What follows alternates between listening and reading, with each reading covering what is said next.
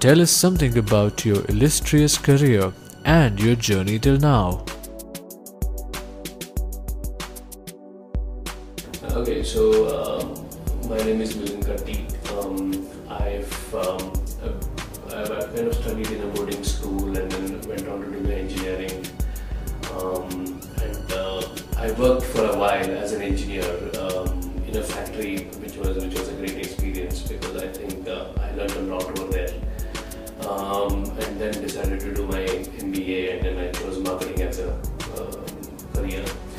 And then I was fortunate enough to be selected by Tata Motors, and then so I joined their sales team and worked there for a couple of more years. Again, that was a great experience. It's selling trucks to villagers was the most important learning that I ever had, and which continues to help me even today. So I continued with that, and then I used to head a large region for sales. And then the entrepreneurship bug kind of hit me because it was 2001, 2002, and then everybody wanted to be an entrepreneur. So decided to jump into there and throw my head into the ring, and struggled a lot in the initial. I mean, because I started my entrepreneurship maybe too early. Maybe I was very raw at that point of time. So the idea that we had was reading Economic Times actually. But we realized the hard way that it's not so easy to really run your business. It's one thing to kind of hear about a lot of things, but another thing to really run it. So therefore, first 3 years or 4 years went in really understanding what we should do.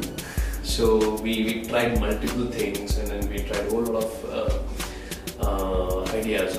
So while we wanted to be a loyalty management company, loyalty management consulting company, or a direct marketing agency, it was called then.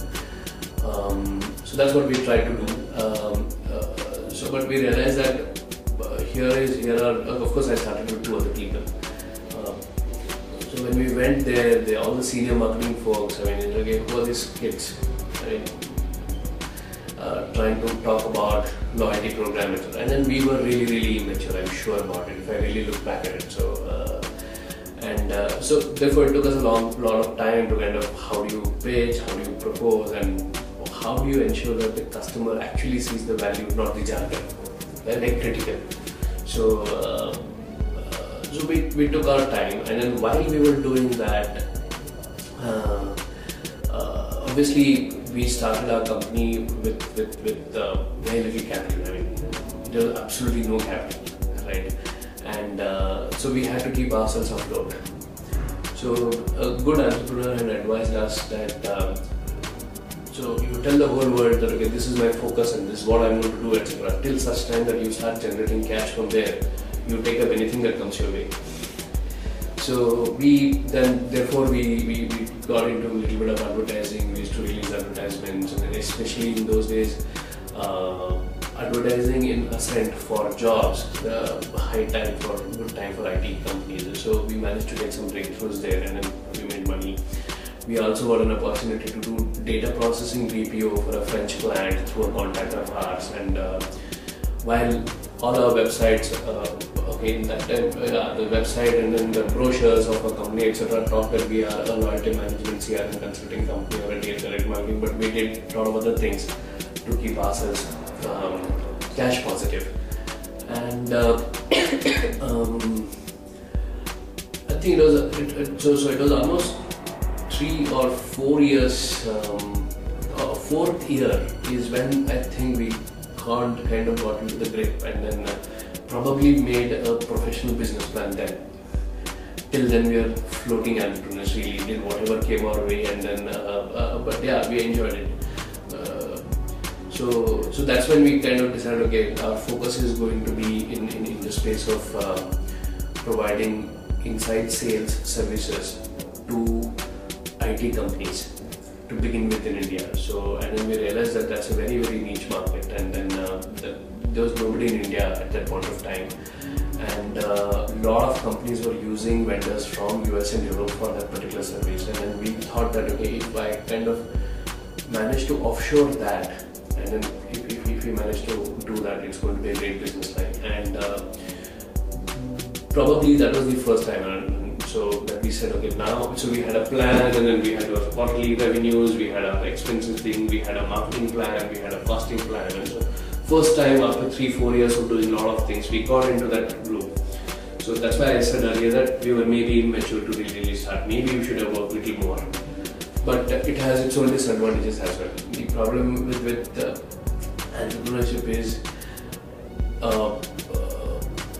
it almost like 3 or 4 years to settle down. And so, for example, I started my company when I was 28, right? And I was single with hardly any responsibility. So maybe if I had given myself 4 more years in the corporate world, and if I were 34 with a 3-year-old daughter,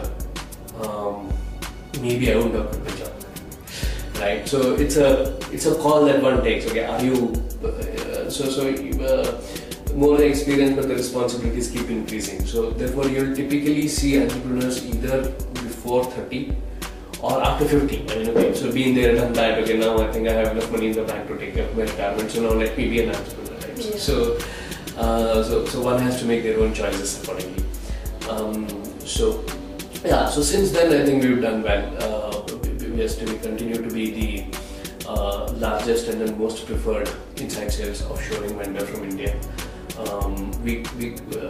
I think probably we started inside sales outsourcing in India. So before anybody. Okay, nowadays, yes, there are a couple of other companies who have started after we have. So that's been the journey, and then so today we are a 120 people company, very specialized services. We work with big names, starting with Infosys, Mphasis, Zensar. I mean, so we work with almost 70 software companies in India and abroad. We understand almost all software services and engineering services. And we also understand the markets for these companies in terms of geography or in terms of type of companies.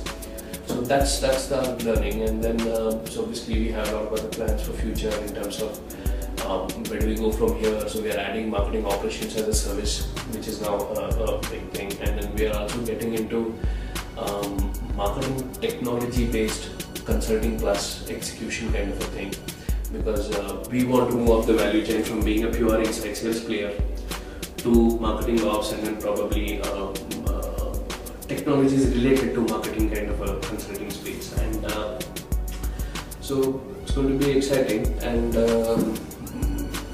so we survived one big recession, and apparently there's one more round the corner, but let's see how it goes.